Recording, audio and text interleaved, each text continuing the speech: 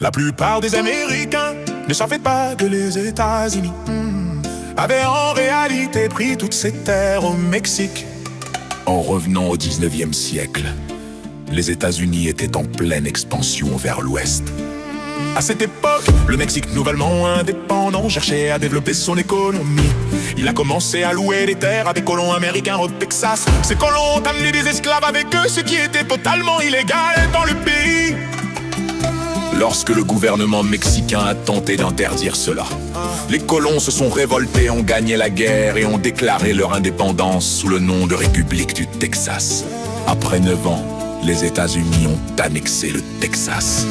Mais le président James Polk voulait aussi mettre la main sur la Californie. Il a offert 20 millions de dollars au Mexique pour ces terres, mais l'offre a été refusée. Il a alors envoyé des soldats américains dans la région frontalière contestée. Sachant que cela provoquerait un conflit, l'armée mexicaine les a attaqués et Polk s'est servi de cela comme prétexte pour déclarer la guerre au Mexique. Les États-Unis, étant plus puissants, ont facilement emporté la guerre et ont forcé le Mexique à vendre une immense partie de son territoire pour 15 millions de dollars. En moins de 20 ans, le Mexique a perdu la moitié de son territoire.